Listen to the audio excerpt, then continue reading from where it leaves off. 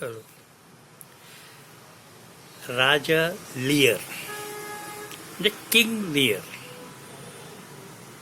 इंग्लंडचा राजा, झाला 80 वर्षाचा. फोर स्क्वेअर म्हणजे 20 वर्ष, 20-80 वर्षाचा झाला. त्याला 3 मुली आहेत. एक आहे गॉनरिल, लग्न झालेलं आहे, तिथे लग्न झालेलं आहे, ड्यूक ऑफ कॉर्नवॉल. दुसरी आहे रिगन, तिथे लग्न झालेलं आहे. ड्यूक ऑफ कॉर्नवॉलशी तिचं आणि गॉनरिलचं ड्यूक ऑफ अल्बनेशी, हे दोघी लग्न झालेले आहेत. तिसरी मुलगी आहे कॉर्डेलिया, लग्न व्हायचं आहे. सूटर्स येत आहेत, मागणी घालतात. हे सगळं छान चाललेलं असताना राजा लिअरच्या मनात असा विचार आला, I just thinks of it नाव. आता काय मी बिकम 80 years ओल्ड, भरपूर राज्य केलं, भरपूर राज्य वाढवलं, आता पुरे, आता रिटायर व्हायचं. Retire, he decides to retire. He decides to relinquish his crown. त्याचा एक लॉर्ड आहे जनरल ग्लाउस्टर, त्याचा एक अत्यंत विश्वासू असा सहकारी आहे केंट, लॉर्ड केंट म्हणून आहे. त्या ग्लाउस्टरला 2 मुलं आहेत, एक एडमंड आणि एक एडगर. हा एडमंड आहे ना, हा अनावरस मुलगा आहे. पुढे सगळ्या ज्या गोष्टी करतात ते अशा या लोकांच्या कारवायामुळे होतात, म्हणून हे नावं आत्ता सांगतो. मग राजाने ठरवलं की आय वॉन्ट टू रिटायर. त्यानं असा विचार केला की आता ह्या 3 मुलींना बोलवावं आणि त्यांना सांगावं, आपण आपला हा निर्णय डिक्लेअर करावा की मी आता रिटायर होणार आहे बाळांनो, आणि हे सगळं राज्य आता तुमच्या सोपवतो. बोलावलं त्याला, तिघींना समोर बोलावलं. आपल्या विशाल विस्तृत राज्याचा हा नकाशा समोर टेबलवर ठेवला आणि मुलींना सांगितलं, बाळांनो हे बघा, हे माझं राज्य आहे आणि मी आता 80 वर्षाचं झालो आहे. किती दिवस काम करणार, मी राज्य सांभाळणार, मी आता रिटायर होतो. पण तत्पूर्वी या राज्याचे 3 समान भाग करून मी तुम्हाला तिघींना देऊन टाकणार आहे. आता हे गॉनरिल आणि रिगन आहेत ना, तर लगेच नको बाबा, कशाला एवढ्याच, why dear father, why are you thinking of retirement, तुम्ही करा, राज्य करा. हे झालं वरवरचं बदमाश आहेत दोघी. मनातून म्हणतात त्याला नशीब, म्हाताऱ्याच्या आत्ता तरी डोक्यात आलं. शेक्सपियर नेहमी अशी पात्र निर्माण करतो बघा, smile and yet be a villain सारखे, मनात एक वर एक.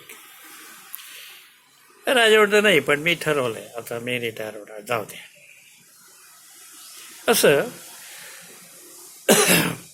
कॉर्डीला काय बोलत नाही.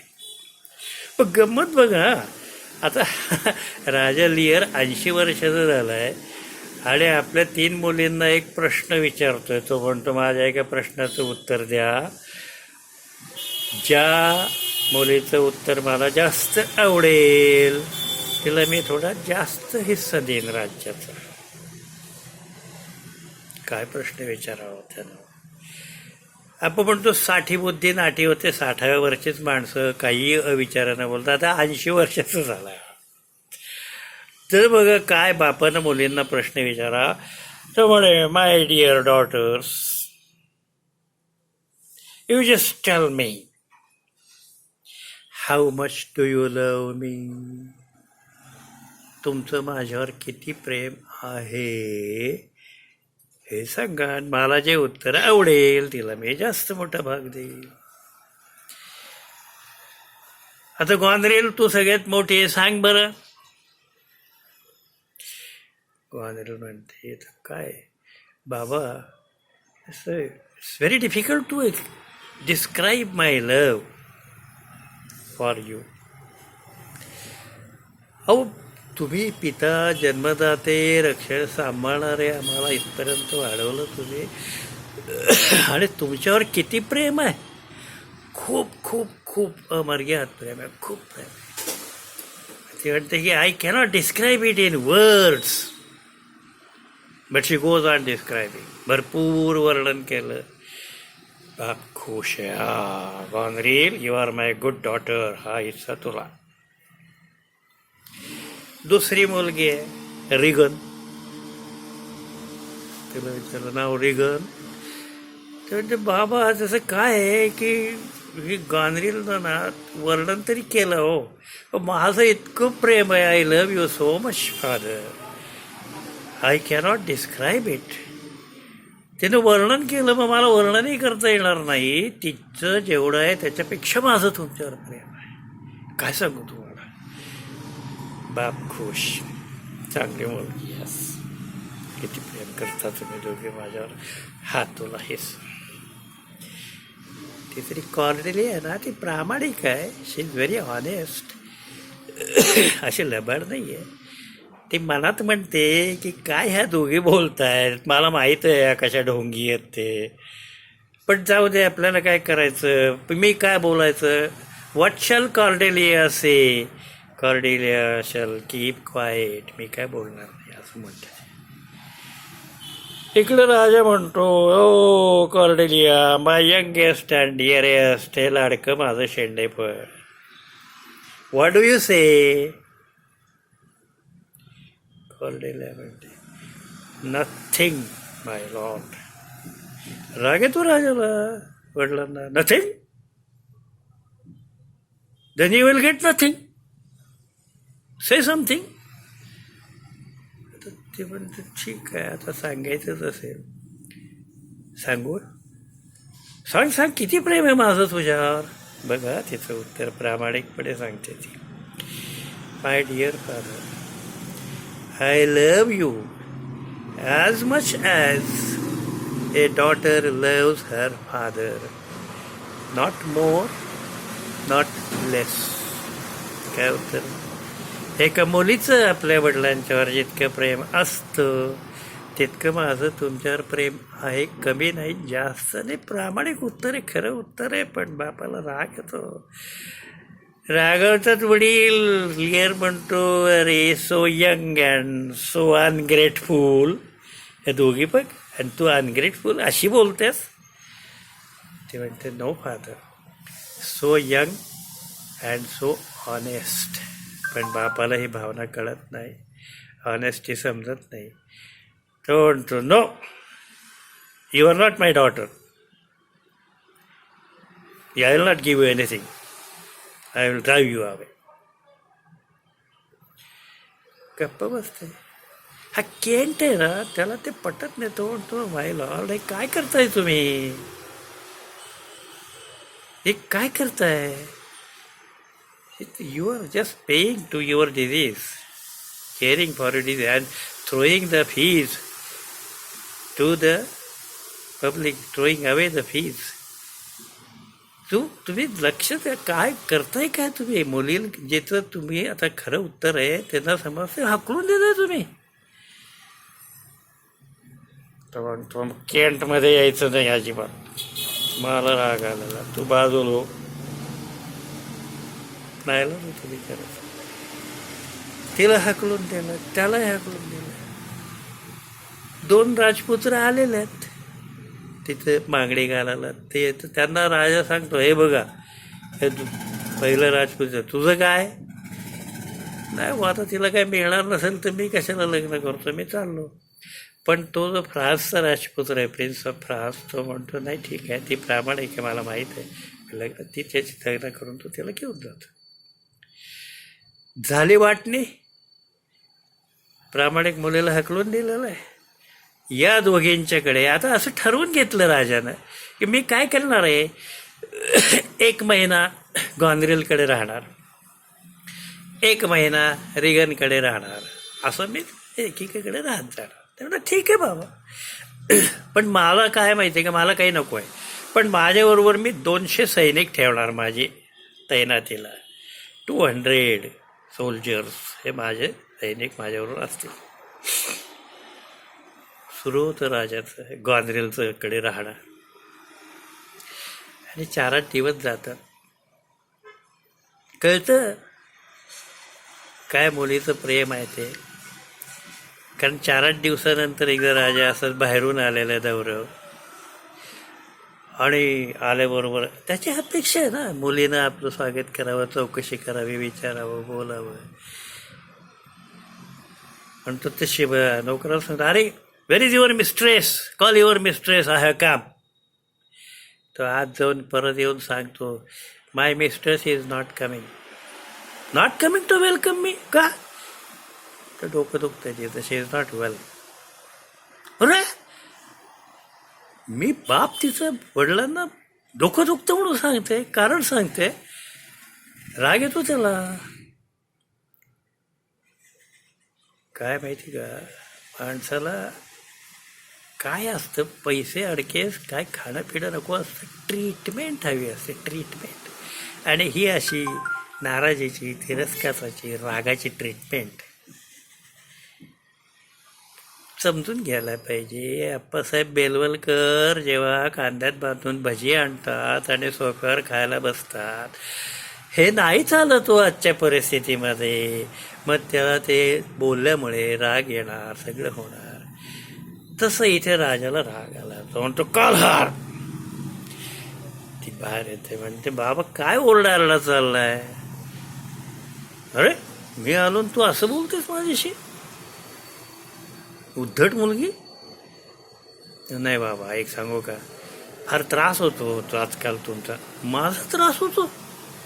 काय त्रास होतो? अहो ते तुमचे ते 200 सैनिक काय गोंधळ घालतात, दारू पितात. काय तुम्ही असं करा ना, त्यातले तुम्ही 50च ठेवा, बाकीचे काढून टाका. अरे मला तू सांगतेस हे?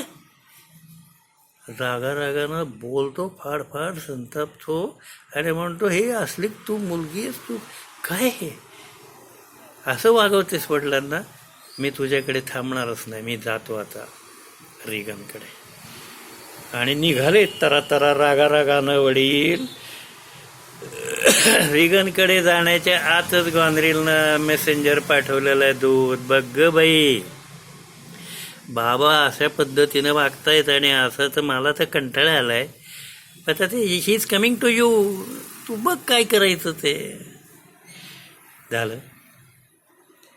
इकडे रिगन वडील आलेले पाहिल्यावर दारातच त्यांना थांबवतो. काय झालं बाबा, का आला तसे मध्ये, अजून वेळ आहे तिच्याकडे राहणं. अरे ती अशी वागते तुझ्या, तर मी आता तिच्याकडे जाणारच नाही. मी तुझं असं नाही काय करू. तिचंही म्हणणं तिथं समजून घेऊन मी, हो तिथे काही प्रश्न. अरे मलाच तू सांगतेस. हो ना बाबा, काय म्हणते ती, 200 सैनिक कशाला, करा ना कमी. आता आला आणखी राग आला. अरे बाई, तू बोलतेस त्याच्या बाजूनं, मला घरात घेऊन मला सांभाळायची वेळी तू मला असं बोलत सांगते. नाही बाबा, एक सांगते तुम्हाला, हे काय बरोबर नाही. नाही मला हरकत नाही, तुम्ही या माझ्याकडे राहा, पण असं करा ना, अजून काही दिवस तिच्याकडेच आहे तुम्ही. You go back to her, तिच्याकडे जा आणि से सॉरी. तू मी तिची माफी मागू. ह्याला आणखी राग आलेला आहे. तो म्हणतो तू पण तशीच, तुझ्याकडेही राहणार नाही मी. आणि रागानं निघून गेलेला आहे बाहेर.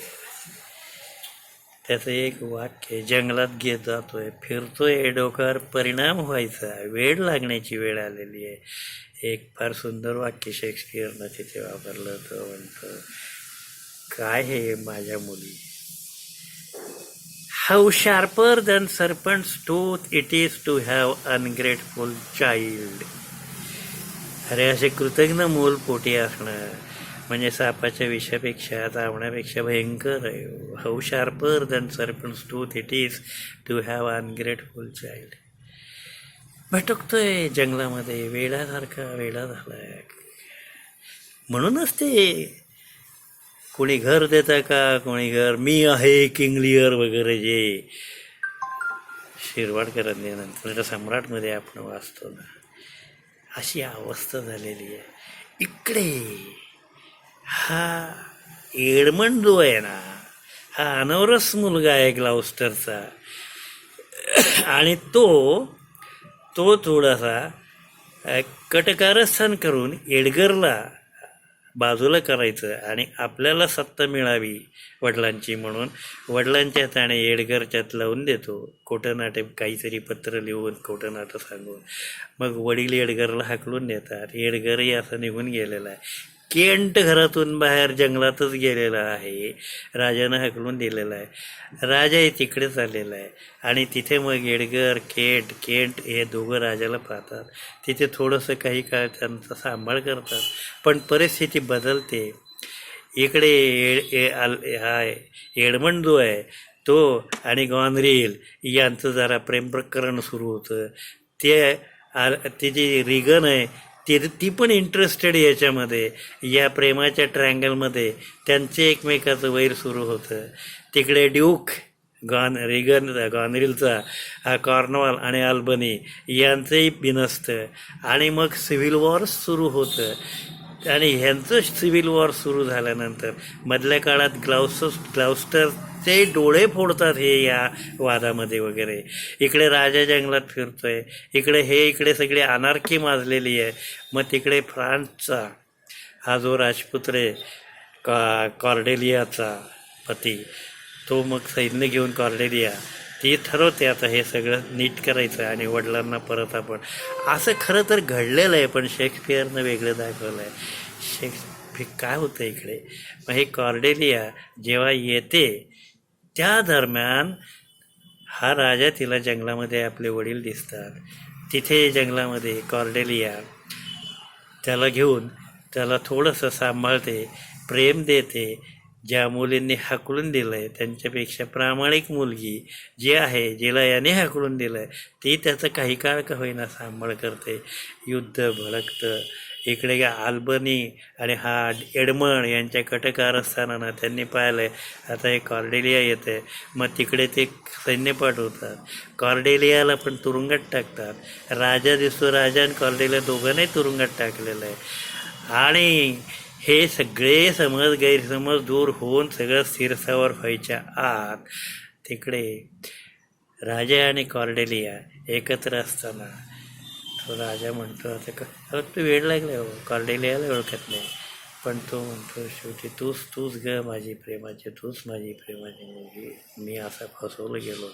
आणि त्या दरम्यान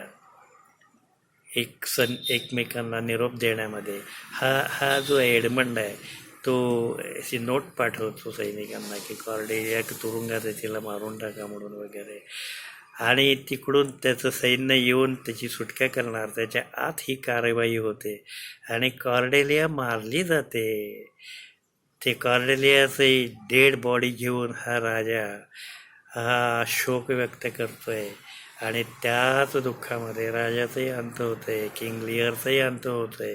ही ट्रॅजेडी आहे. म्हणजे शेक्सपियरनं ही अशी ट्रॅजिक केली, कारण शेक्सपियरनं पहिलं जे वाक्य आहे राजाच्या तोंडचं ह्या कॉर्डेलियाच्या बाबतीत, so young and so ungrateful and you are not my child, हाकलून देणं, तिला रिजेक्ट करणं म्हणजे ही रिजेक्ट्स डेथ असं त्याच्यामध्ये संदर्भ आहे. परंतु ultimately he meets his death आणि he meets his tragic end. कॉर्डेलियाचाही ट्रॅजिक एंड होतो. It's a tragedy. That is the reality of life.